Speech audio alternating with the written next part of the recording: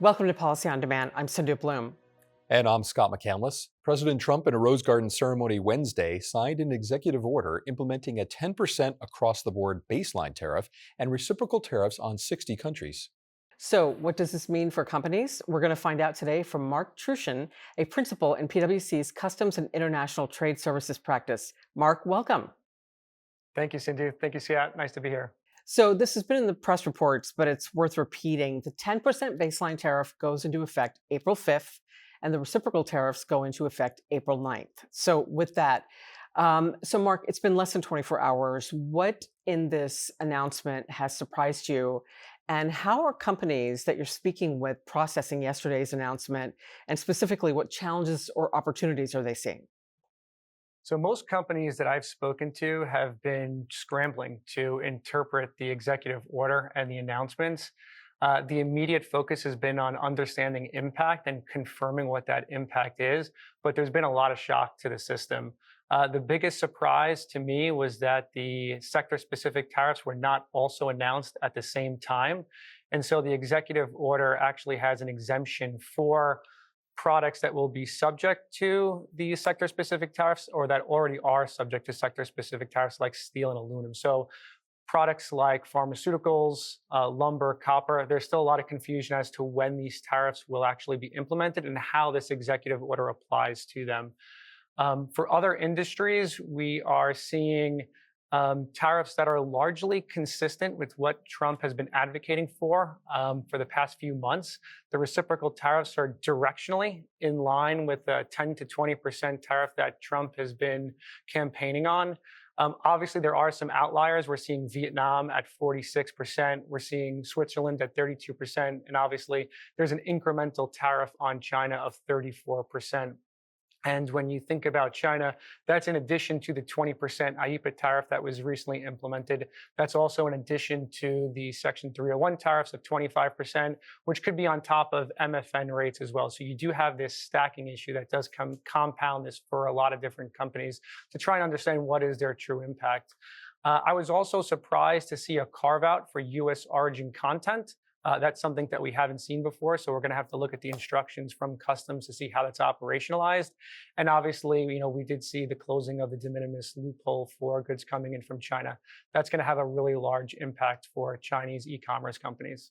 Mark, you just gave an incredible rundown of all the things that are making companies' heads spin.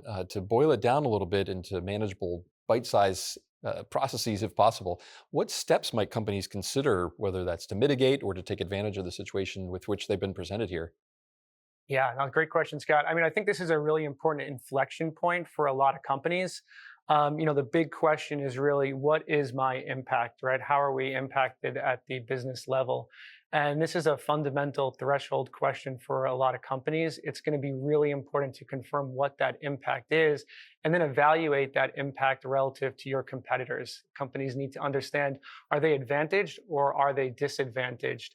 And obviously, there's going to be winners and there's going to be losers across industries, but companies need to understand where they fall because that's really going to drive what their business response is going to be and how aggressively they need to pursue those options. It's really important that companies kind of take a step one where they evaluate what's the infrastructure that we have in place to support a tariff management response. Do we have a tariff task force or some type of war room? And is it cross-functional and holistic looking across the business? Really important that companies build out or have access to some type of dynamic model that's going to allow them to understand what their impact is today, but also understand how the impact is going to change as the business evolves in response to these tariffs and as tariffs change as well. And looking at what different options companies may have available to them, really important to look at that across the business, not within any singular, functional silo. So not just within supply chain, not just within trade, not just within tax, but really kind of looking across the business, how to solve this, at a bigger macro level. There are lots of different, options that companies have, lots of different levers that can be pulled, everything from supply chain sourcing, commercial strategy, things like foreign trade zones, first sale, duty drawback, customs valuation planning, tax operating model. So lots of different levers that companies have available to them that they'll need to be considering in the next few months.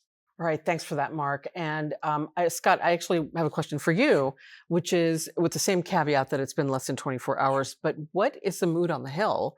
And because no doubt the constituents will be going to their lawmakers to comment on this or have some kind of reaction. So what is the mood like here in Washington? Sure, great question. And the mood is a little bit mixed, as you might expect. There are some who are supportive, some who are tentatively supportive, and we'll see where this goes. Others who are, of course, trying to push back on the president. But Congress has seen fit over a period of decades, really, to imbue the presidency with a number of trade-related powers. And clearly, the current president, decided to take advantage of that in perhaps some maximal ways.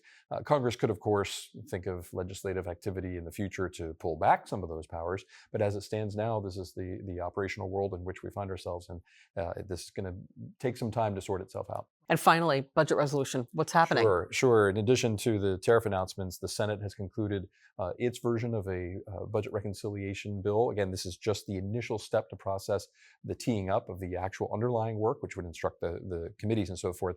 But it looks like they might be ready to go to a vote later this week. Thanks for that. And Mark, thank you again. My pleasure. Nice to be here, guys. And for our viewers, we will have a deeper dive into that budget reconciliation process on Week in Review featuring Mark Prater on Friday. You won't want to miss that. And thank you, as always, for spending this time with us. We'll see you next time.